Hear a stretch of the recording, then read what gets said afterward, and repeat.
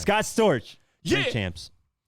I just wanted to talk about this because it was pretty cool. It's nothing new what he said on here. He did reveal something that was interesting though. Please. That I never heard. So there are a lot of reports saying that Scott Storch revealed that it was initially the Candy Shop beat was for Fat Joe. Everybody knew that. I don't think that's a surprise to anybody. I knew that from the jump that it was something that Fat Joe initially got as a beat. He did reveal what Fat Joe did in producing the track. Mm-hmm. He said Fat Joe recommended the that's in the beginning of Candy Shop. Great recommendation. Fat Joe recommended that on there. Great recommendation. Because Scott Storch never put that on there. So Fat Joe did contribute to the beat. Scott Storch says that when he finished the beat, he's like, "Are you sure, Fat Joe, you don't want this record? It's a hit." Fat Joe was like, "Nah, it sounds too like poppy. Like I don't like it. It sounds too much like a pop song." Okay. So then Scott Storch was going around. He burned back then with CDs. He would burn his CDs with all beats stacked up, and he would just go shop them around. 50 came to Miami. Wow, that's how you did it for me. Yeah, 50 came to Miami. Scott Storch had the disc of CDs. Pop them in, listen to beats. Dang. What is 50 here? Candy Shop. I need that, he says. That's the one. Damn, that's And 50 crazy. recorded it. 50 recorded it within like 10 minutes. What? Yeah. That's when you know. That's cap. No, he said that in the interview. I think 10, 20 minutes, something like that. Jeez. Yeah. How the fuck? It's just like, Yeah, just made it. oh, that's mine. Yeah.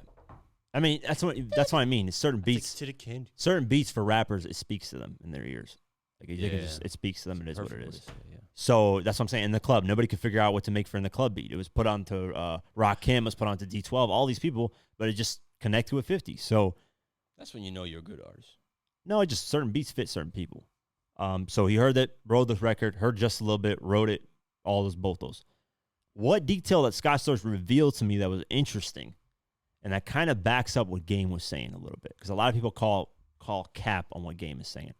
But this was kind of interesting. In the interview, he said, after he gave 50 those records, he said, "I don't know what politics was." He said, "I don't know what politics was going on around that time. But 50 called me and said, 'You saved me' with those two songs." Now, what has Game said started the beef between them two? It was Dr. Dre focusing on Game's album, and then 50 given two songs that were supposed to be for The Mask, which is How We Do and Hate It or Love It, to Game's album. Those were the singles. So now 50's left with two songs that were supposed to be the hits on his album. They're gone, and they're given to Game. And Dr. Dre is focusing on Game's album and kind of ignoring 50's.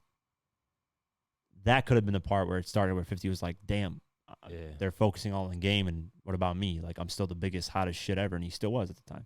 Yeah. And then he went to Scott Storch, got those records, and then called him and said, "You saved me." Thank you, Scott.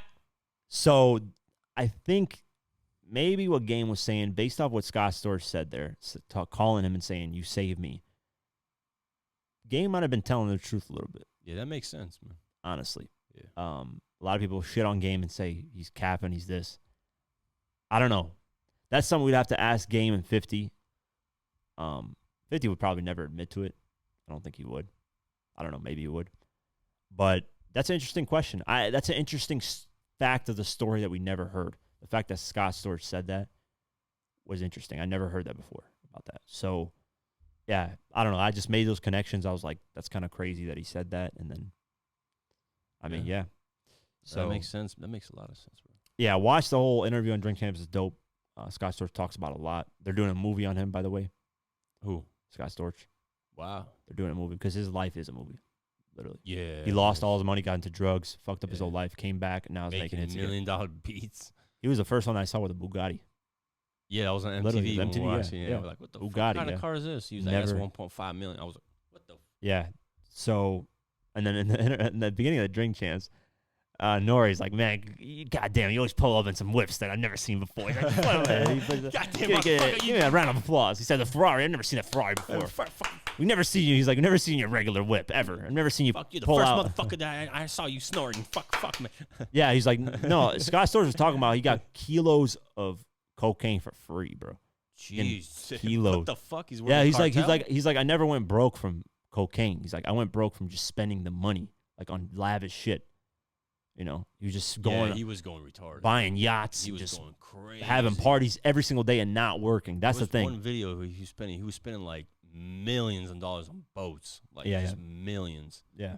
He was like, all I was doing is cocaine and fucking. Those are the two things. God. Like, I wasn't even working.